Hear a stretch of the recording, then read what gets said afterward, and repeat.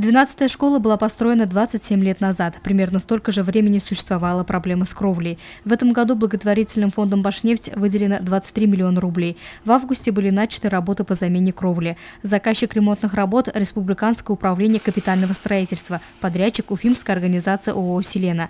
Часть кровли уже заменена, однако в процессе реконструкции школы вмешалась природная стихия. На минувшей неделе после проливных дождей образовательное учреждение оказалось затоплено. Ну что произошло? В результате ливневых дождей, естественно, во время ремонтных работ, естественно, происходит вскрытие крыши, и в результате этого протекла крыша полностью в младшем и старшем блоке. И, конечно же, очень много пострадало учебных кабинетов. Прежде всего, это потолки, стены, это линолеум, это электропроводка, это, конечно же, автоматическая пожарная сигнализация. В связи с этим, естественно, нужно было создать условия для детей, чтобы не прервать учебный процесс. Порядка 1000 учащихся остались без родного крова, обесточена большая часть здания. Именно в такой ситуации оказалась одна из ведущих школ города с немалой численностью учеников. В воде оказались 2-й и 3-й этажи.